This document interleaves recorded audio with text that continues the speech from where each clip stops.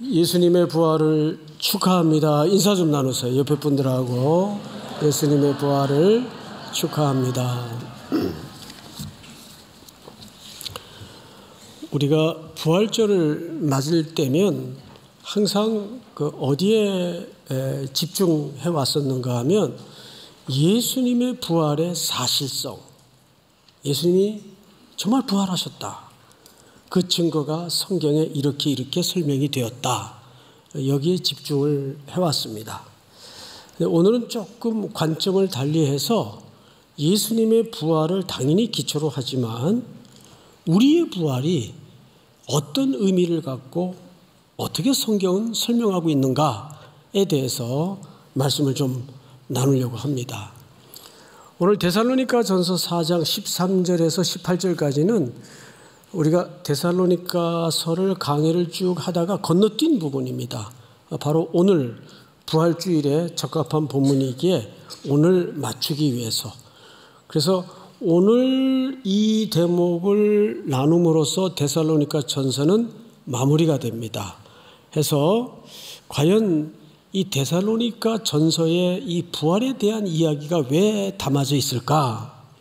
자, 우선 그 배경을 좀 이해하셔야 될 텐데 사도 바울이 일찍이 이 도시에 들어가서 복음을 전했어요. 그리고는 그 데살로니가 불량배들에 의해서 더 이상 머물 수가 없어서 도망을 가게 되는데 그래도 걱정이 되니까 후에 누구를 보냈는가 하면 디모데를 보냈습니다. 근데 이 양반이 안 와요. 한참 애를 태우면서 기다리고 있는데 한참 후에야 디모데가 얼굴이 환해서 돌아왔습니다. 선생님 걱정하셨죠? 안심하세요. 데살로니가 교회 성도들이 너무 어리지만 교회를 단단하게 잘 붙들고 또 신앙생활을 하고 있습니다. 하면서 그 소식 가운데 그러나 이런 부분이 좀 걱정이 됩니다. 라고 설명을 했습니다. 거기에 대한 답변 성격의 본문이 오늘 본문이에요. 그래서 과연 디모데가 전해준 소식 가운데 좀 걱정되는 부분이 어떤 부분이었을까? 바로 이 부활에 관한 문제입니다. 13절을 좀 보십시다. 형제들아, 자는 자들에 관하여는 너희가 알지 못함을 우리가 원하지 않는다. 자, 앞을 보실까요? 여기 자는 자들이라는 표현이 있죠. 이 자는 자들은 성경 전체에서 항상 성도들의 죽음을 묘사할 때 완곡한 표현으로 사용하곤 했습니다. 그러면 왜 죽었다 그러지 왜 잔다 그럴까? 이런 이미지를 담고 있었기 때문입니다. 우리 잔다 할 때는 뭘 전제로 하죠? 아무리 잠이 많아도 그냥 일주일 내내 자는 사람은 없죠. 언젠가 일어날 거 아니에요. 뭐 소변이 마려워서도 일어날 거고 배가 고파서도 일어날 거고. 그러니까 잔다라고 묘사를 할 때는 반드시 깨어남을 전제로 한 설명이에요. 그러니까 이 잔다라는 표현 속에는 우리 영적인 의미를 담자면 부활을 전제로 한 표현으로서 성도들의 죽음을 죽음, 끝장, 결말 이렇게 표현하지 않고 잔다라고 설명을 하는 겁니다. 그러면 이 지금 글을 읽어야 되는 대상이 불신자들이 아니라는 얘기예요. 그래서 13절을 보시면 형제들아 이렇게 묘사를 하고 있습니다. 그러니까 이 글의 수신자는 믿는 성도들을 얘기하고 있구나 이렇게 이해하시면 돼요. 그런데 이 교회에 어떤 문제가 있었는가 하면 죽은 자들에 관한 문제가 있었어요. 자, 그 다음 볼까요? 이는 소망 없는 다른 이와 같이 슬퍼하지 않게 하려 함이라. 두 주제가 나오죠. 소망 없는 자와 슬픔이라는 주제가 등장을 합니다.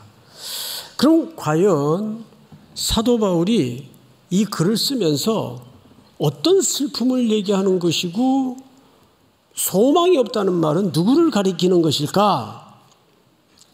그래서 2000년 전 이 글을 쓰던 시대인 로마 제국하의 헬레니즘 문명 속으로 들어가서 이 본문을 이해해야 돼요.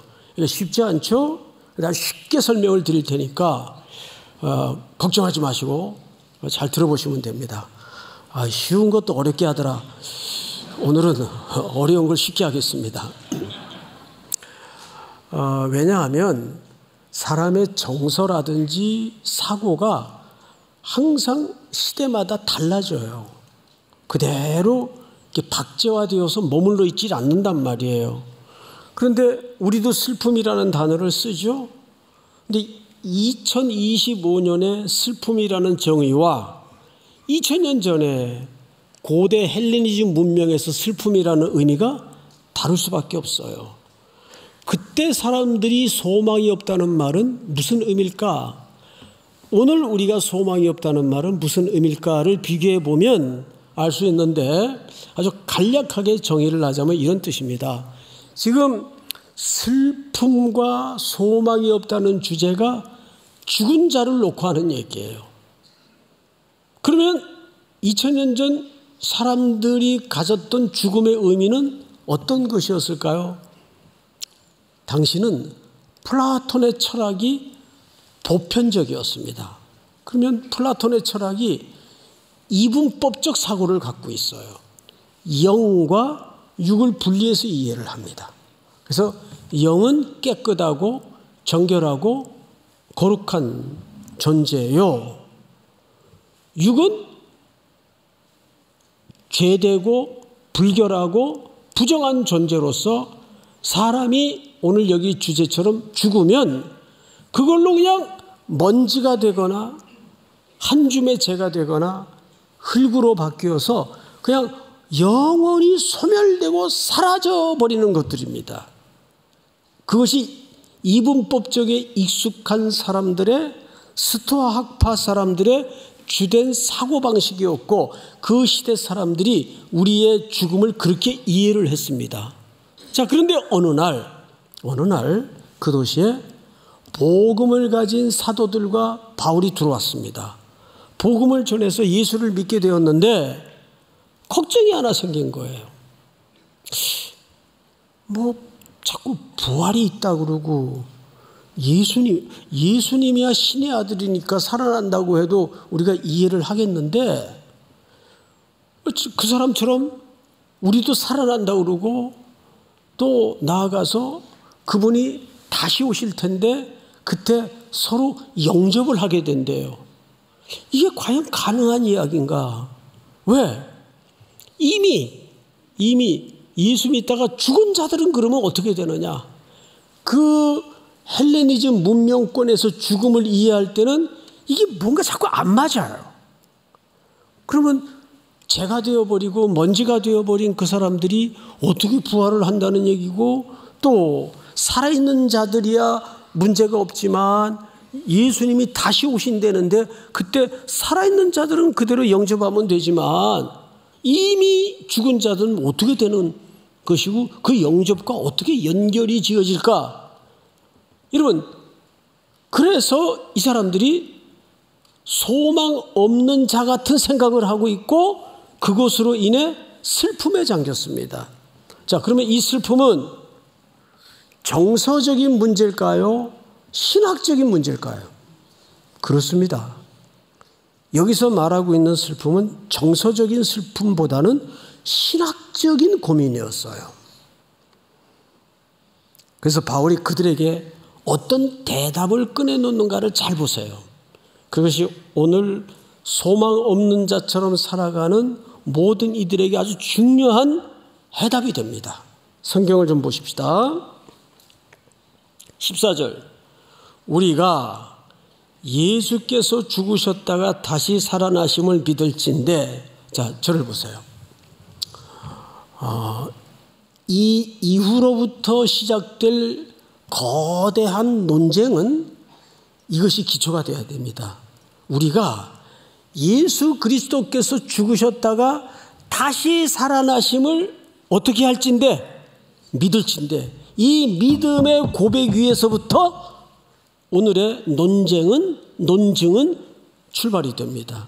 여러분, 예수 그리스도께서 죽으셨다가 다시 살아나셨음을 믿으십니까?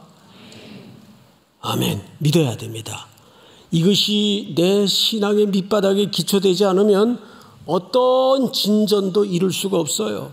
자, 그러면 그것을 전제로 뭘 얘기하는가를 잘 들어보세요.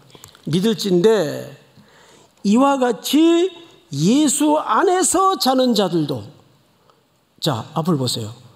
한 땀 한 땀 꼬매가면서 가십시다. 예수 안에서 자는 자들이라는 것은 예수를 믿었는데 소천한 죽은 사람들을 얘기하는 거예요. 예수 믿고 죽은 사람들. 자, 여러분, 이번 주에도 우리 교회 2건의 장례가 주보에 광고가 났죠. 매주 앞서 가는 성도들이 늘어나고 있어요. 특별히 코로나 때는 뭐 어마어마했죠. 연세 드신 분들 그 면역력이 없을 때 견디질 못하고 정말 슬프게 마지막을 맞이했습니다. 뭐 장례식에 갈 수도 없고 아주 참 눈물 나는 시기였어요. 가정마다 죽음을 맞이한 가정들은 그렇게 예수를 믿었지만 이 땅에 유한한 몸을 입고 있는 이상은 그 죽음을 피할 수가 없죠. 그 얘기를 하는 거예요. 예수 안에서 죽은 자들, 잠든 자들이라고 묘사를 하죠. 자, 또 볼까요? 예수 안에서 자는 자들도 하나님이 그와 함께 데리고 오시리라. 여기서 하나님이 그와 함께 데리고 오시리라라는 말은 무슨 뜻인가 하면 그 예수 안에서 죽은 자들도 데리고 오신다 그 말이에요. 그러면 이 말은 부활을 전제하는 걸까요? 뭐 한번 죽은 이상은 그걸로 끝난다 그 얘기일까요? 부활을 전제로 하는 얘기입니다. 믿습니까? 그러니까 여기에서 아주 사도 바울이 선명하게 신학적으로 말씀을 통해서 못을 박아요. 그 다음에 또 볼까요? 15절. 우리가 주의 말씀으로 너희에게 이것을 말하노니, 여기서 주의 말씀은 바울이 계시받은 말씀과 사도들이 전한 복음을 총망라한 표현입니다. 오늘날 송 목사가 바른 복음을 전하고 있다면 그것은 누구의 말씀이기도 합니까? 하나님의 말씀이기도 합니다. 자, 주의 말씀으로 너희에게 이것을 말하노니 주께서 강림하실 때까지 우리가 살아남아 있는 자도 자는 자보다 결코 앞서지 못하리라. 좀 어렵죠? 자, 이것도 이런 얘기입니다. 강한 부정문을 써서 뭘 강조하는가를 잘 보세요. 다시 말하면 주께서 다시 오시마 약속하셨어요. 그럼 그때 주께서 다시 오실 때 살아남은 자들이 있어요. 예를 들어서 내일 아침에 효창운동장으로 아침 7시에 주님 오신다. 그러면 여러분들은 오늘 밤 무슨 일이 일어나지 않는 한은 만날 수가 있어요. 주님을. 그런데 이미 죽은 자들, 그리스도 안에서 잠든 자들은 어떻게 되냐 이 말이에요. 그러니까 현재 살아남아서 주를 맞이할 사람들도 이미 그리스도 안에서 잠들었던 사람들보다 결코 앞선다, 앞서지 못한다. 앞서지 못한다. 그 말은 똑같이 된다 그 말이에요. 똑같이. 그러니까 데살로니가 사람들의 그 불안함이 여기 있었어요. 잘 들어보세요. 잘 듣고 있습니다. 걱정하지 마세요. 표정이 그런 것 같아요. 네. 지금 주님이 오시면 나야 지금 눈 시퍼렇게 뜨고 살아있으니까 그분을 맞이하지만 예수 안에서 잠든 자들은 나중에 오게 되나? 나중에 주님을 영접하게 되나? 이런 생각이 당연히 들겠죠. 그런데 성경은 뭐라고 단언하는가 하면 결단코 살아있는 자가 예수 안에서 잠들었던 자들보다 앞선다, 앞서지 못한다. 앞서지 못한다. 앞서지 못한다는 말은 똑같이 된다 그 말이에요. 그럼 어떻게 똑같이 돼요? 어떻게? 다음 16절을 한번 보세요. 이렇게 되어 있습니다.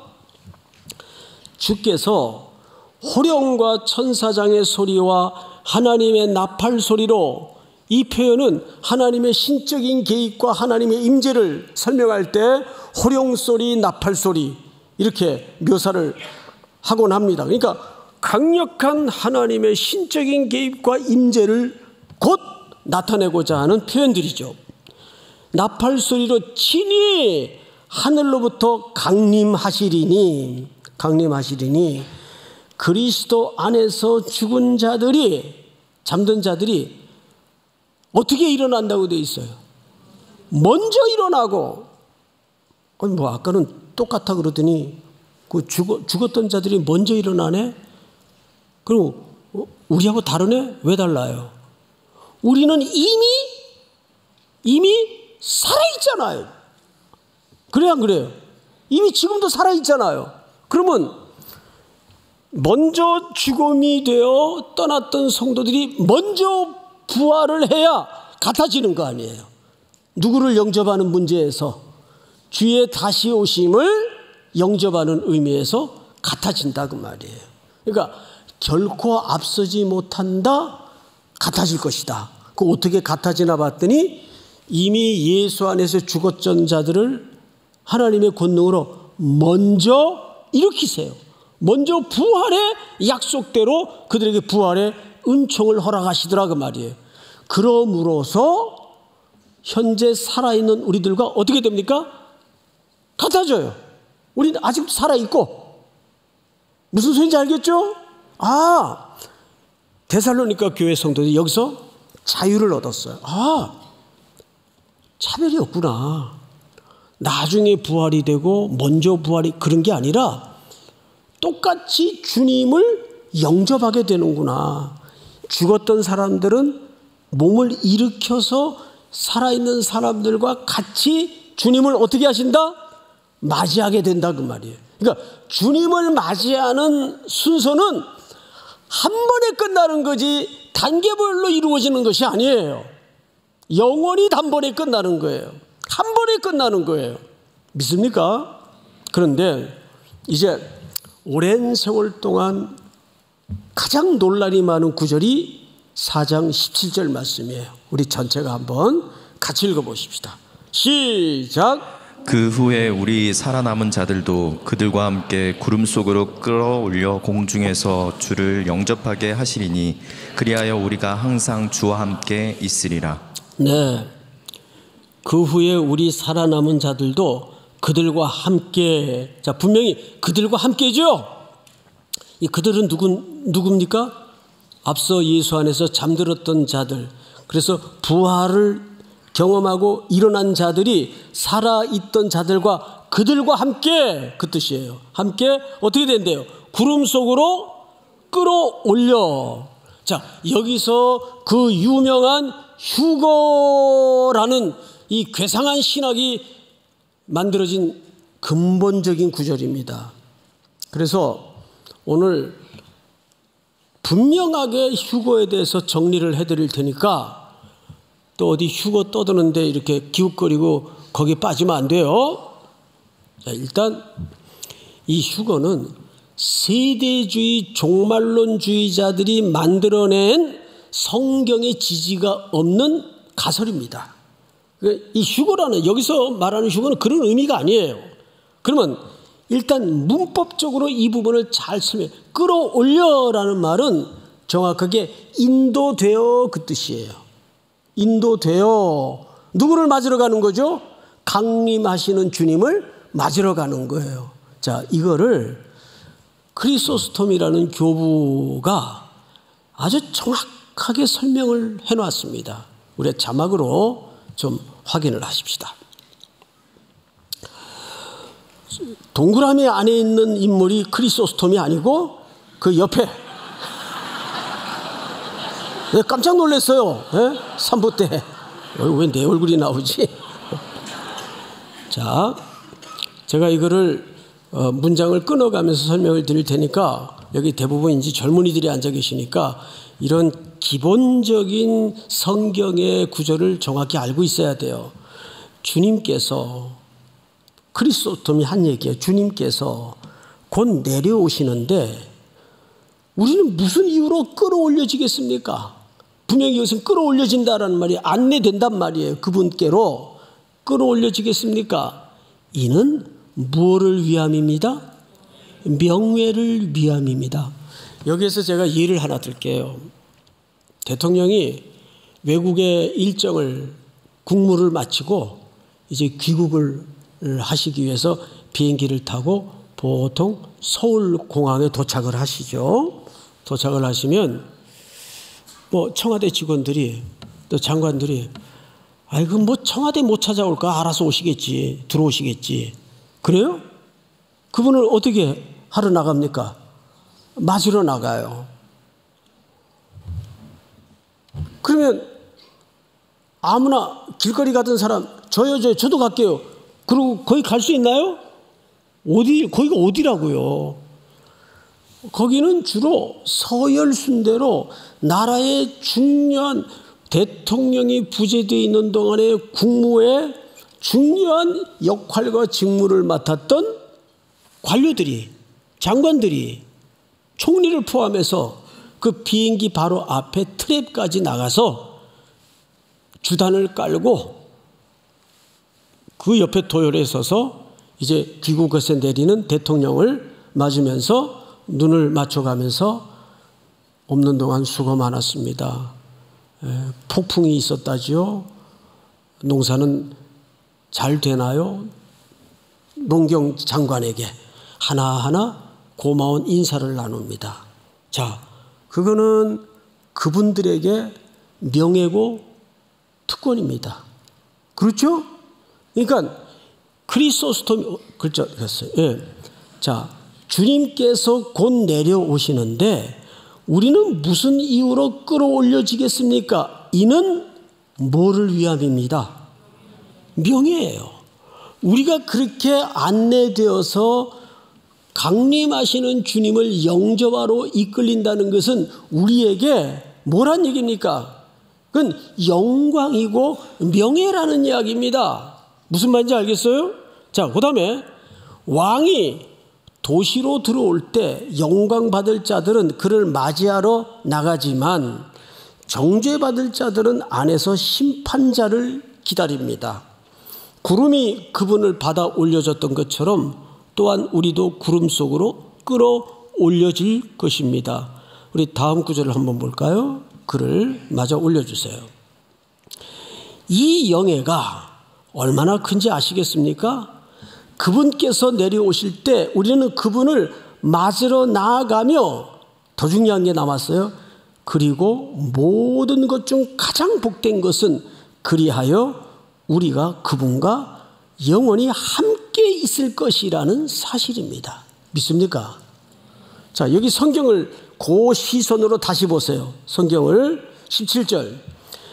그 후에 우리 살아남은 자들도 그들과 함께 구름 속으로 끌어올려 공중에서 주를 영접하게 하시리니 그리하여 우리가 항상 누구와 함께 있으리라? 주와 함께 있으리라. 이것이 결론이에요. 예수님이 이 땅에 오실 때 동정녀의 몸으로 오셨어요. 그때 산의 경험이 없던 마리아에게 천사가 나타나셔서 1년 후 이맘때쯤 네가 산의 아이를 낳을 것인데 그 이름을 뭐라? 임마누엘이라. 임마누엘이라. 임마누엘은 하나님이 우리와 함께 하심이라. 그러니까 예수님은 이 땅에 왜 오셨어요? 궁극적인 목적은 우리와 함께 하시기 위해 오셨어요. 그리고 구름 속으로 승천하여 가실 때 뭘 약속하셨습니까? 너희가 본 그대로 올 텐데 내가 항상 너희와 함께 있으리라 하시니라. 함께 있을 것을 약속하셨어요. 그러니까 오늘 이 본문은 그 세대주의적 종말론자들이 말하는 것처럼 이 땅에 대환란이 일어날 것이고 그때는 이제 두 가지 주장을 하죠. 14만 4천 명만 공중 어느 공간에서 잠시 그 환란을 피하게 될 것이다. 그리고 또 어떤 사람들은 교회 성도들만 딱 들림을 받아서 어느 공간에 잠시 머물게 될 것이다. 성경은 예수님의 다시 오심에 대한 영접의 문제에 대해서 시차를 두고 설명한 적이 없어요. 단번에 영원히 벌어지는 일입니다. 믿습니까? 자, 오늘 그래서 공중에 우리가 끌림을 받는다는 것은 특권과 영광과 명예를 가지고 그분을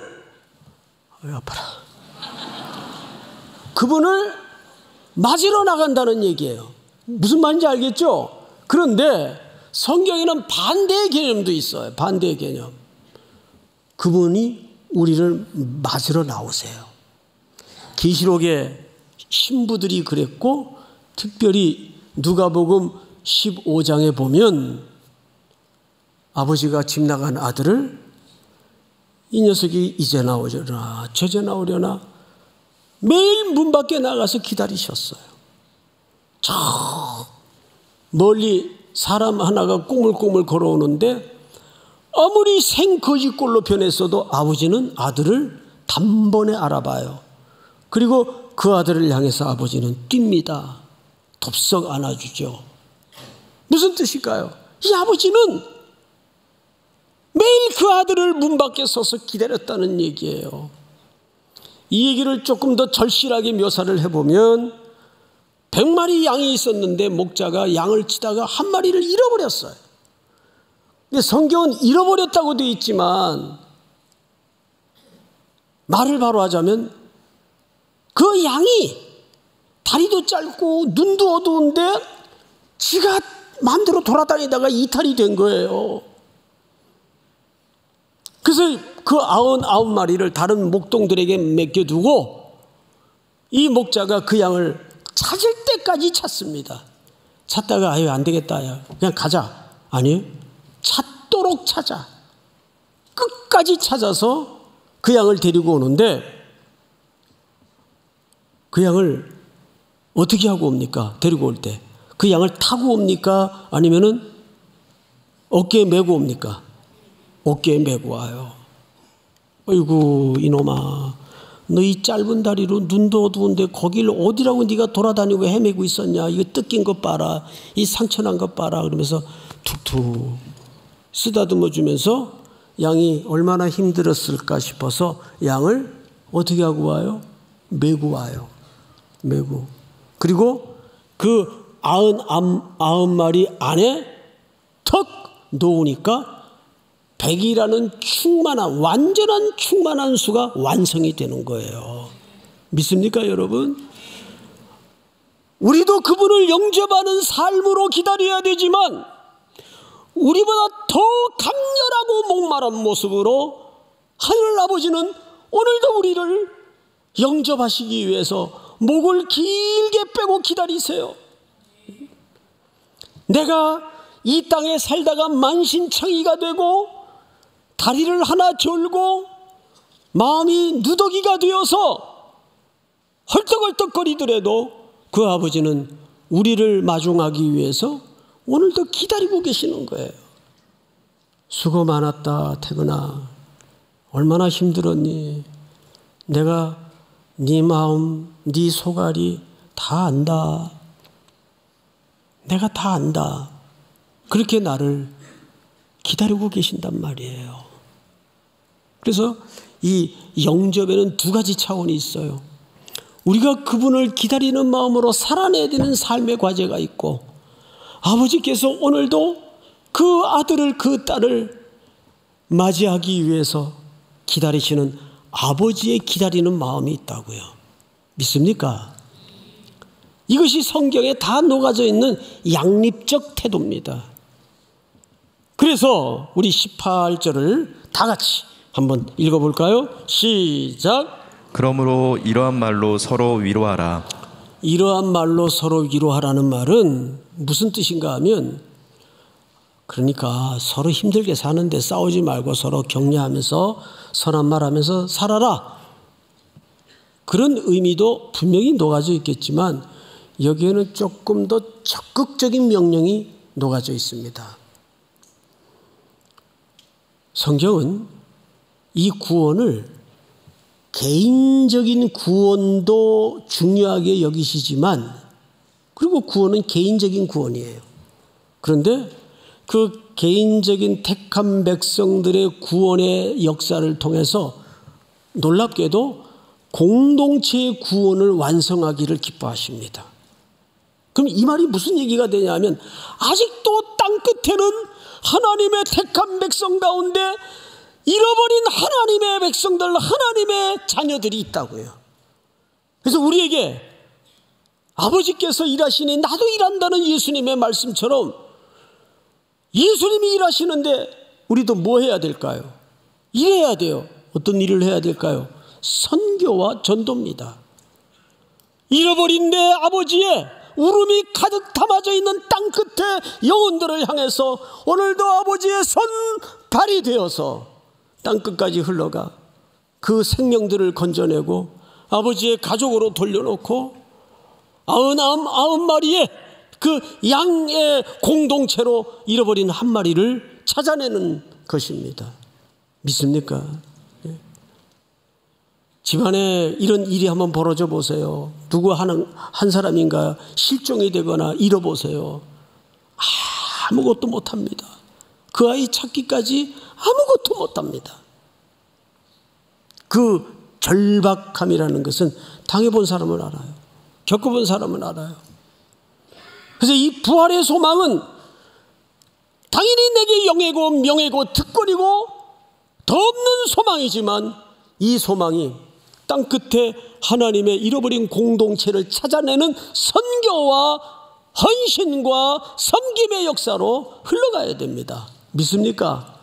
이 귀한 순종의 선포가, 첫째는 부활은 주의 말씀에 기반한 소망이며, 두 번째는 서로 위로하는데 그 속에는 공동체적인 구원의 완성의 의미가 담아져 있고, 그것을 적극적으로 살아내기 위해서는 주님 오시는 그날까지 우리 3.1교회 명한 미셔널 처치로서의 선교와 헌신과 전도의 사명이 쉬지 않는 하나님의 열심을 드러내는 은혜와 복된 부활의 소망이 되기를 주의 이름으로 축복합니다. 다 일어나십시다.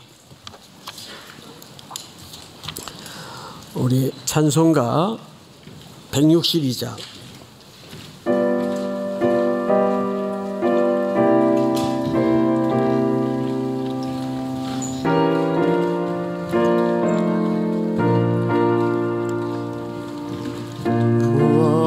부활하신 구세주 나 항상 섬기네.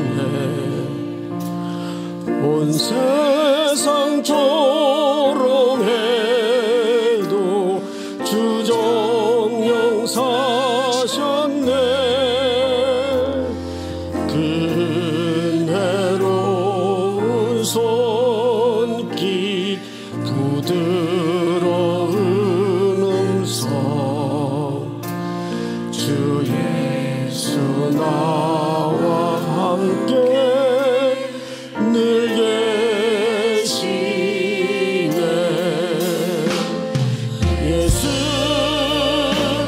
예수 늘 살아계셔서 주 동행하여 주시며 늘 말씀하시네.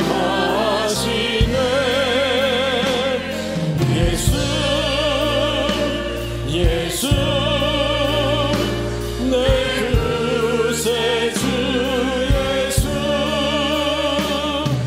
내 맘에 살아계시네. 늘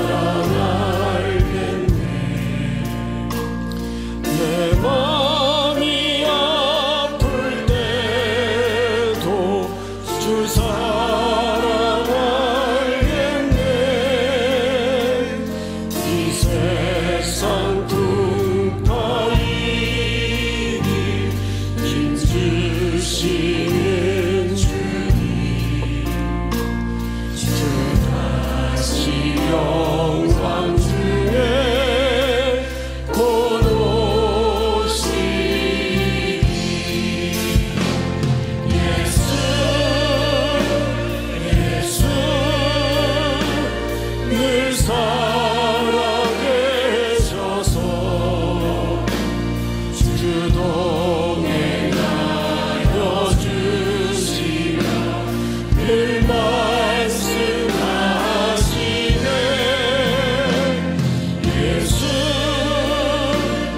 예수 내 구세주 예수, 내 맘에 살아계시네.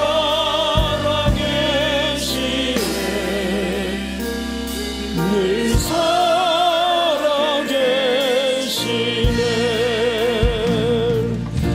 믿는 성도들아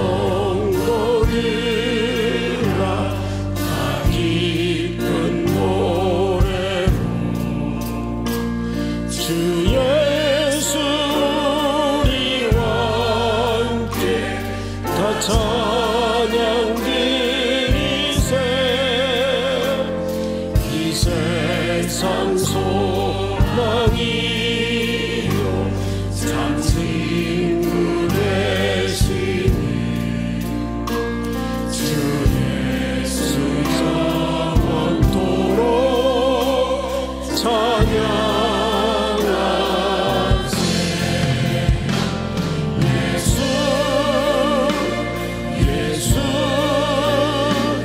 늘 살아계셔서 주 동행하여 주시며 주 말씀하시네.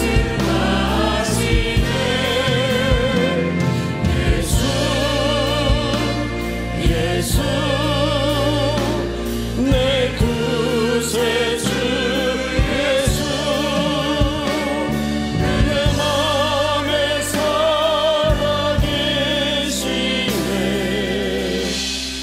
늘 살아계시네.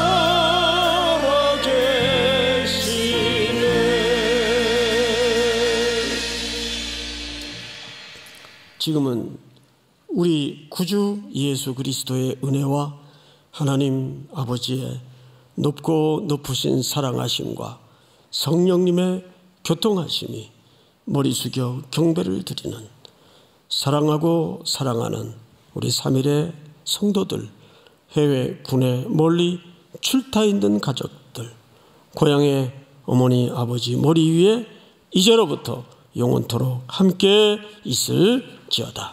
아멘.